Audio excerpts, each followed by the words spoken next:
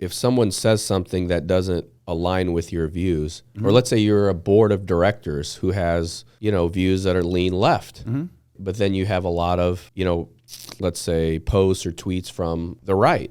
Can you effectively manage that in a way that supports and freedom of speech? On this 3-part series of A Call to Leadership, 2 of my Monday co-hosts, Travis Revell and Sam Sala, join me to discuss leadership around Elon Musk's Twitter purchase. Did he make a mistake? Disney's floundering leadership, can they turn it around? And of all things, politics and polarization in leadership. Can we think for ourselves? Can we embrace diverse ideas to progress the human race forward? I throw them some unrehearsed curveballs with these weighty and very worthy questions. I can't wait for you to join us. I'm Dr. Nate Sala, and this is A Call to Leadership. Are you guys tweeters? Do you tweet? Do you have? I know you got tweeters in your car, but Yeah. do you tweet? I don't tweet. I use Twitter a lot, but I think I'm more voyeuristic when it comes to social media. I'm not Getting warmer in here. Right. I'm not a sharer necessarily, but I think Twitter is probably the most academic of the social medias. I'm sure there's some trash out there, but I think I get a lot of really good information for work off Twitter, but I'm not a tweeter. Have you ever tweeted? Yeah, Do you have a yeah, Twitter account, Sam? What's What do they call it? at cell phone Sam.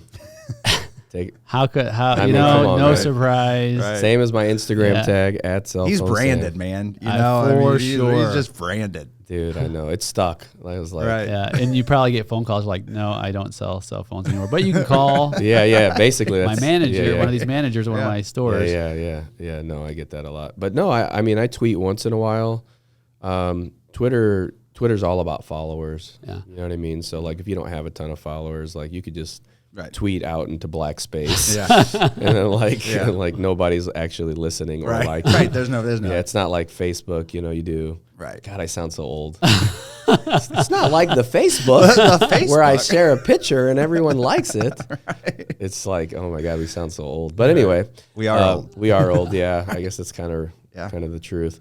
But no, When you tweet, is it, oh, here's something that's really profound, pithy to say, I'm going to tweet it out, or do you just say whatever's on your mind? yeah, I think it's really whatever's on your mind, or you're sharing someone else's tweet with. Yeah, your comment. Retweeting. I might retweet some stuff, but Yeah. I was on Twitter years ago. You're going to show some retweets? Yeah, pull some retweets. I'm just going to see if I've ever actually yeah. tweeted. Check it. Yeah. So I was on Twitter years and years ago, and I got off. But when I was on Twitter, I only tweeted a bit. And I remember one of my tweets was I was studying Jesus and his walk, and he was like dining with, the Bible says sinners and prostitutes. And I was like, well, I was really like convicted by that. And I was like, somebody who like shares his philosophy of leadership. I was like, I tweeted, I can't remember the last time I had lunch with a prostitute. And I tweeted that, and I was like, dude, unless people know the context That sounds of right, your tweet, it's probably not going to go over very well. So I ended up getting off of Twitter, and I just got back on, and I have one follower, my wife. So, Nice. I'm It's all in one that yeah. matters. Yeah, is it really?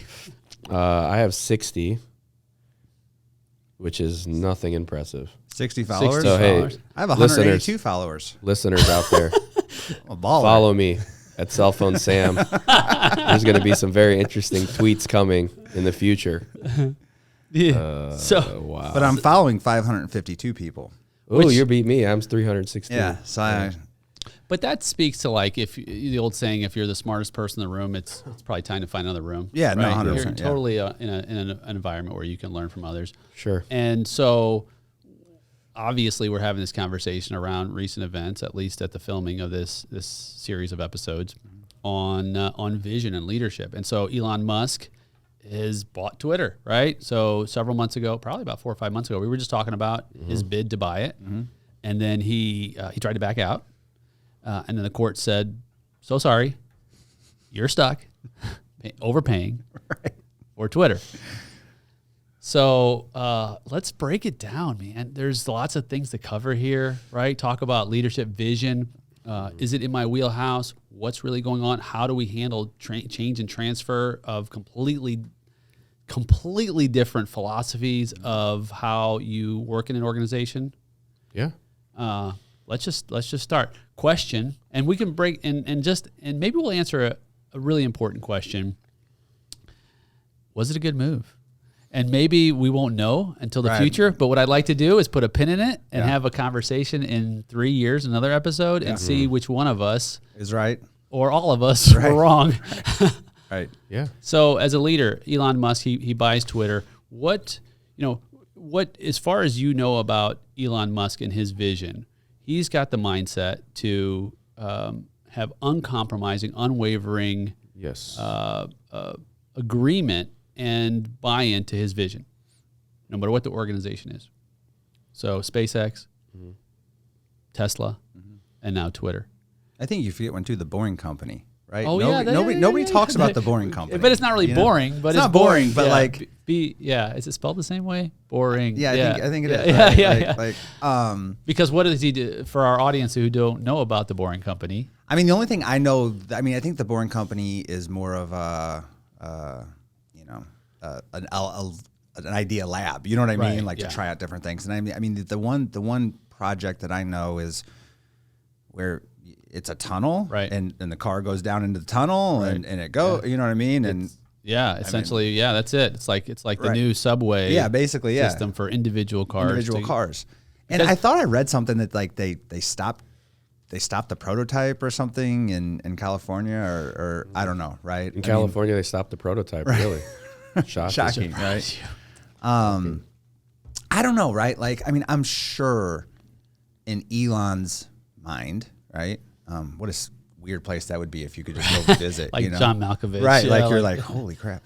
I'm sure there's a tie-in that he sees from my perspective, right? Your focus is on humanity and saving humanity, whether that's saving them from, gas-powered cars and pollution and moving everybody to electric vehicles, or going to Mars, right? It's all kind of around how do I save humanity? I mean, I can make an argument that free speech has a play in there, but I don't know. To me, right now, it seems like it was an ego play, right? I could do this better, and then kind of thought about it, and that's when he kind of backed out. Tried to back out. Hey, maybe I can do it better, but do I really have the time to do that? Right. And he got forced into it. So I don't know. I mean, what's he down 75% of the employees? Yeah, he's 75%. Yeah, right. He's in trouble with at least from an external perspective. Yeah. Is it part of his master plan? I mean, he's taken a hit. That's the other thing that I don't understand, right? You're Elon Musk. You're the wealthiest man in the world. You've got 2, 3, but let's just say 2 really well-known, amazing companies. They have some very, they tie in with each other very well. It's a big risk, right? You can't. I mean, even if he revolutionizes Twitter, he's not going to be viewed any better than he was 6 months ago. Right. You know what I mean? So you can only really take a hit. And the thing that I wonder is what are these massive shareholders in Tesla thinking right now when Tesla's stock price, I think, primarily is valued more on the cult of personality than it is on the actual revenue that's coming into the company. And now your cult of personality is in a culture war with who you would think, right? Let's think about this. You're in a culture war with the people who are probably the earliest adopters to your vehicles, right? I mean, if you think left-wing, liberal people, now you're in kind of a culture war with your customers. Right. I don't know. It's a... Well, in the cult of personality, we can cover that at some point, how dangerous that can be, even with what's happening with FTX. You've got so many different examples right now. FTX, you've got Theranos with Elizabeth Holmes going to jail. You know what I mean? You've got stuff that's happening right now, and it's I think I mean, I'm going to kind of tackle this on why I think he did it, okay? He flat out said that he wants Twitter to be the beacon of freedom of speech. Right. Bad or good. Right. Mm-hmm. So I believe that, Twitter has become heavily regulated before that, right? And I think he's been very forthcoming in his approach to pretty much everything, which is lack of regulation, less regulation, more freedom of speech, more freedom of business, more freedom of everything, right? Right. And I think that was his initial motivation, because that's what he said. I mean, I'm ad-libbing, but the biggest thing was to make Twitter, a beacon of freedom of speech, because there was a lot of, restricting of speech on Twitter. I mean, there just was. Oh yeah, no, 100%. So, and the culture war is correct, because Twitter, like most media sources, I felt like leaned left a lot. And I say media source very loosely, but a lot of, how it was ran was that way. So now you have someone from the complete polar opposite buy it, and now you 75% of employees. Well, yeah, it's a complete culture change. 100%. Leadership has a completely different vision than the previous leadership. What happens when they don't buy into your vision? They leave. They leave. Right? Mm-hmm. And I think he's smart enough to know that. Mm-hmm. I think he's not, I think he knows, I think he has no problem telling his team, this is my vision, you're on board or you're not, like you said earlier, right? So I think some of this is, I think he saw this coming in a lot of ways. I still don't think he will fail. I don't think this will be a failure proposal. But I think it will change. I think you'll see a lot of bad speech that's allowed, now. You got President Trump being let back on, which doesn't matter what you believe or disbelieve. I mean, that's what happened. Mm-hmm. So now you're going to have a group of people who disagree with that, right? And then you'll have a group of people who agree with it, the platform being completely freedom of speech. You can choose not to read or listen. You can choose to get off Twitter if you don't like what you're seeing, right? And I think that's what he's thinking, is like, if you don't like what you're seeing, you can go somewhere else. Yeah, and I think he's okay with that. He's okay with it. But here's another thing. You mentioned bringing former President Trump back on, but there are others who he said, I'm not bringing back on. Alex Jones. Yep. And so there's some pushback like, well, is it really true freedom of speech? And there are caveats to that. I mean, there are probably people who their freedom of speech will be so incredibly offensive that he won't, because that was personal to him. Alex Jones is personal to him. Yes. So the question is, I mean, is it? I mean, I don't think there's no such thing as free speech, right? There's consequences to speech. You can say whatever you want to say, but you yell fire in a theater, you know what I mean? Like you're right. There's a consequence for that. You know what I mean? Who regulates that? This is the difficult part. I mean, I think if you yell fire in a theater, right, yeah, that's an extreme. That's an extreme, right? But like, if someone says something polarizing, who judges that? Well, possibly the owner of the business. Yeah, the owner. Right? I guess the owner of the business. You can put a sign up and say no profanity. Right. Or you can say please speak profanely. Yeah. Right. Yeah. I mean, it's. I don't know. I mean, it's such a thing, right? Slope. But it is, right? No, I'm not. I think you're right. It is a crazy slippery slope. But I think like society you have to have. I think you have a society, right? Mm-hmm. Because people understand like you can't do it on your own, right? Like you can't just go live out I mean, you can, but like we've all agreed, right? Like we're going to give up something to be a part of this bigger thing that there's going to be benefits to, right? And so, with Twitter, look, I think you should be able to say what you want to say, right? And if there's, especially in this day and age, like if you say something wrong, and that's a big reason why I don't post anything, is because. But there's a consequence to what you say, and that's the consequence, right? Like you right. The cancel culture. I mean, all this stuff that goes on in society. Like, there's a lot of things that I would like to say, but I choose not to because I don't want to deal with the consequences of somebody inevitably disagreeing with me. Because nobody's going to agree. You know what I mean? Like God forbid we disagree. I know. God right? forbid, because that's I think that's where the root cause of issue is, right? We don't have to agree on everything. I agree with we that. We don't have to like everything we hear. Yep. I can change it. What did they say when we were younger? Change the channel if you didn't like what you were watching. You didn't like what you were hearing.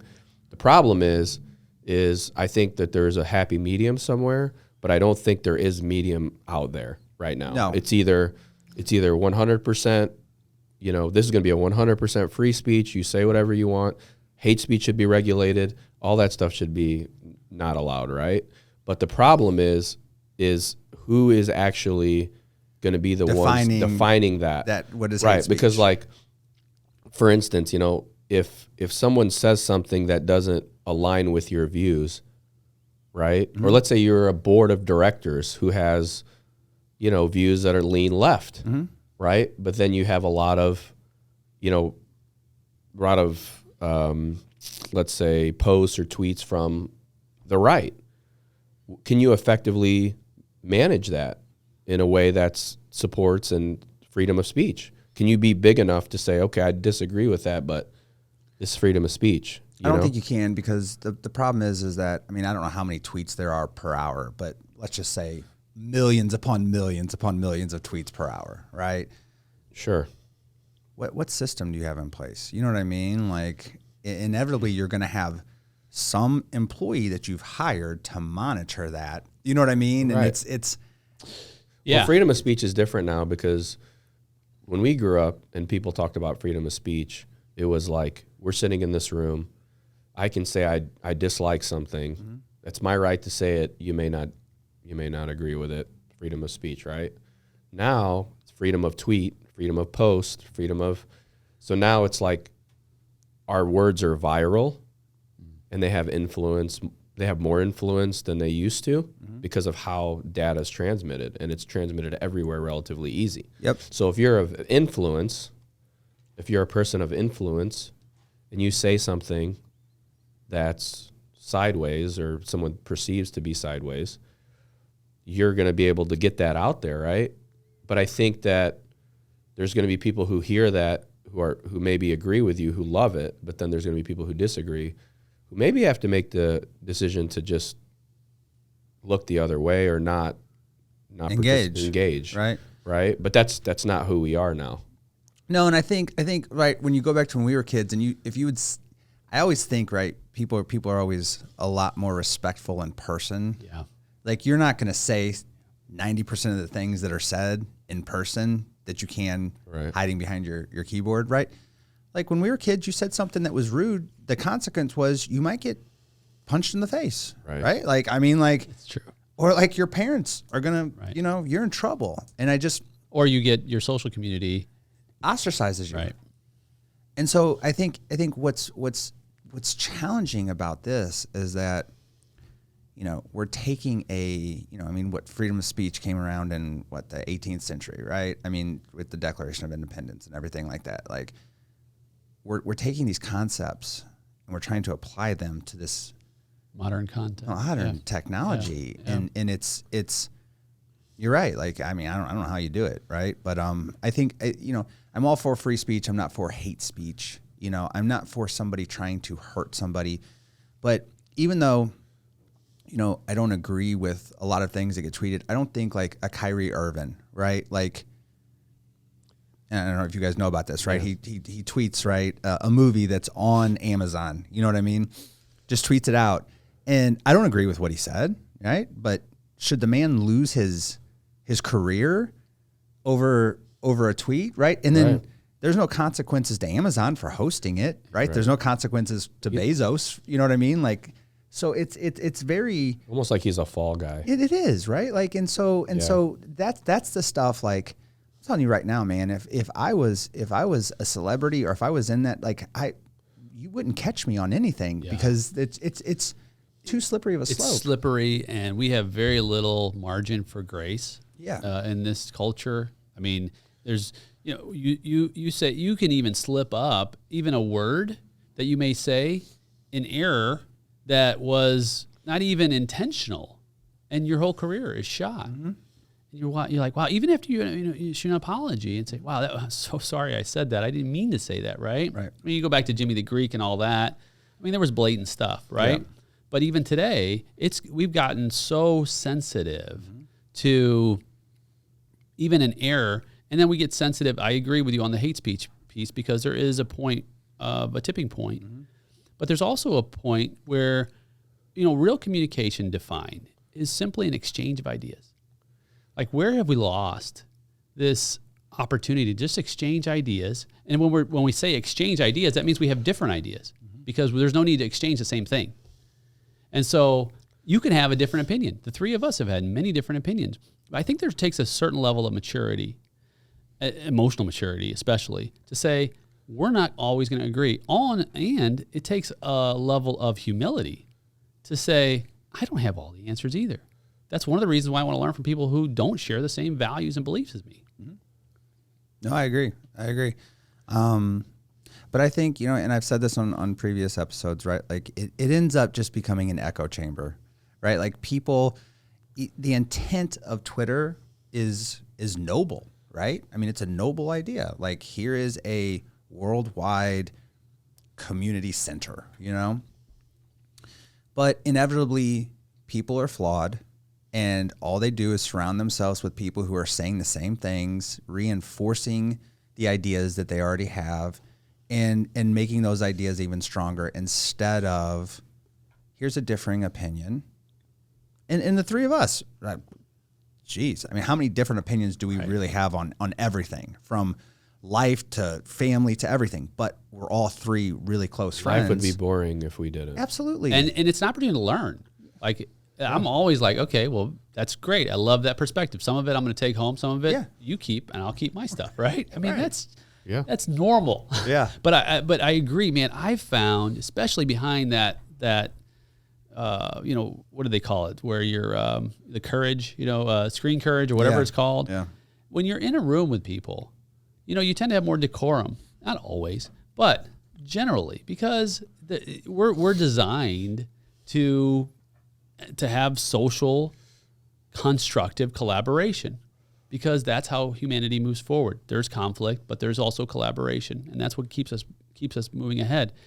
But Twitter has been the kind of organization that's evolving, right? Because you have all these different pieces, and then the check move with Musk coming in creates a whole nother dynamic in how we even view that platform, because now people have said, I'm leaving that platform.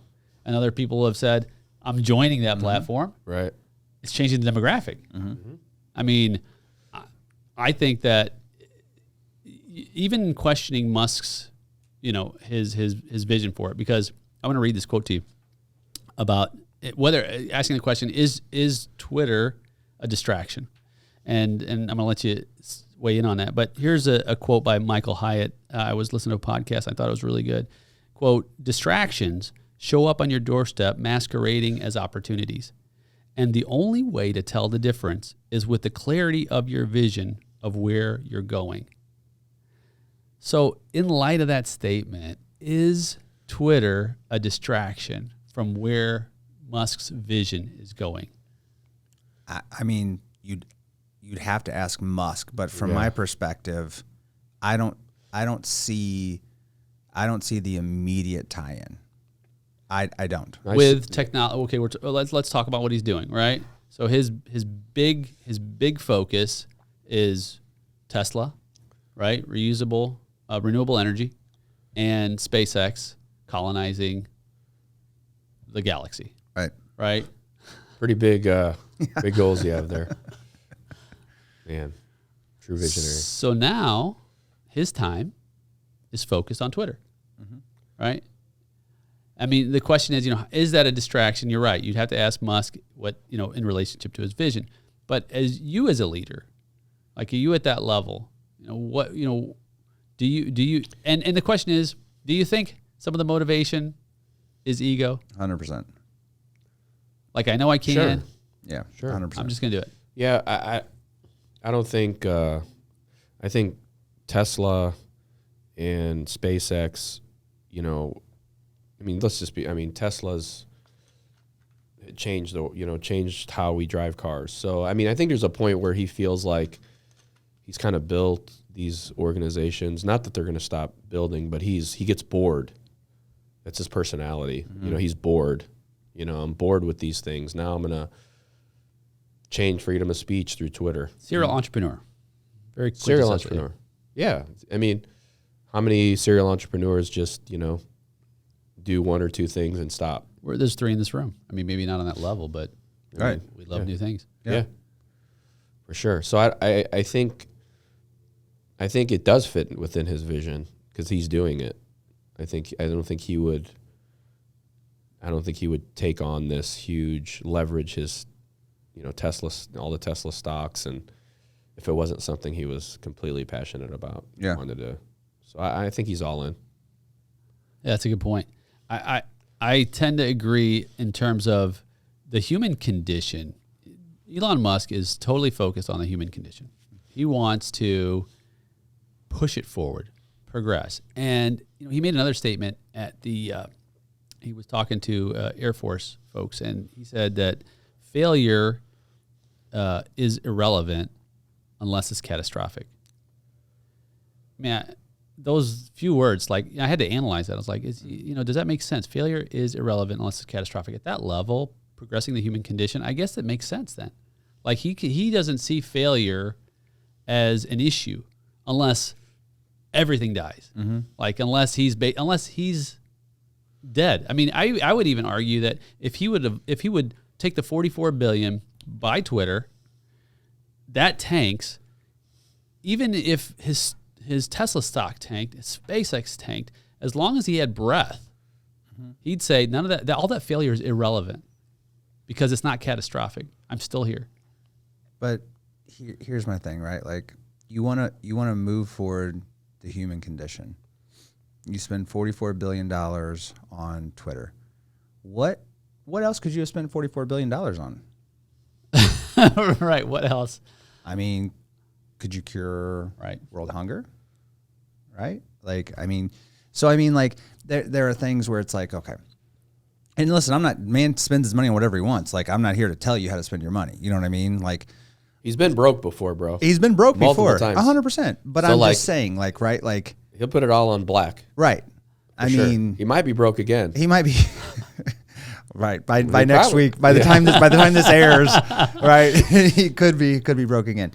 But I mean, if your goal is to move forward, $44 billion, that probably doesn't do anything for SpaceX, right? I mean, it might do something for Tesla, but I mean, in reality, $44 billion, what could you do with that money to truly move forward the human condition, right? How do you bring, 8 billion people and, probably 5.5 billion are abject poverty? You know what I mean? What would that $44 billion do to raise the bottom up, and bring humanity up to a higher standard? So it can go both ways, right? I mean, I think undoubtedly there is some ego that went into this. Undoubtedly, right? I mean, for any of three of you here to say, I can fix Twitter, right? Let's go leverage some cash. You know what I mean? I can fix it. I can do it. You know what I mean? But you have, to be a leader like Musk, you have to have an ego. Right. You have to be audacious, to even think about the things in the vision he has. Right. Well, an ego, if we were just to look at ego, it's self-esteem and self-importance, right? And so the question is, when does my ego, my desire for self-esteem and self-importance outweigh my vision, right? Where does it impede my vision? And that's the big question. I don't know that I would say that Twitter was a mistake for Musk. I would say that, I'd like to think it's all part of his master plan. I think that he probably spends more time thinking than most people on the planet. Oh, yeah. And so I do know that he tried to get out of it. So that data there suggests that maybe he realized, okay, I'm overpaying and it's going to take a whole lot more time, and is it even worth it? But he couldn't get out of it because the judge said, sorry. He definitely overpaid. I mean, there is no question. He overpaid. You know what I mean? But yeah, I mean, it look, do I think it'll fail? No, because I think through just sheer will, the man has a work ethic that is, I don't know anybody who would ever work as hard as he does. Right. You know what I mean? Like, you're the richest man in the world and you're working, 90, 120 hours, whatever it is, you know what I mean? Like, crazy amount of time. But it will be interesting to see what Twitter is like a year from now, because it will be undoubtedly different than what it is today. Yeah, and he can sell it. I mean, if you want to turn around and sell it, he could sell it for a loss today, or he can build it up and sell it for a profit later. I got a pretty good feeling that some folks are going to want it back. He may not. Right. He might just say, no, it's my baby. It's going to be on our spaceships Right. as we colonize the galaxy. Well, and Jack Dorsey, St. Louis boy, started Twitter, right? I mean, he was the guy who said Elon is the only man who can save Twitter. I mean, so, it's not going to be a failure, right? I mean, no matter how you define it, it's not going to be a failure. It's like McDonald's failing. Correct. It's not going to fail. Walmart. It's just going to be different. It's going to be different. Yeah. So speaking of different, a good way to segue and shift gears. He goes in and he starts cleaning house, right? Completely different philosophy of leadership. Like you said, completely different culture, Sam. As far as his desire to change the culture, what does he say? He says, look, part of my motivation is we are losing $4 million a day. And we're hemorrhaging cash, and we have to stop this today, right? So he goes to what would be considered extreme measures by most standards and starts slashing. Interestingly, I'm going to add another layer to this conversation. Disney posted a $4 billion loss for this fiscal year, which is $10.9 million a day.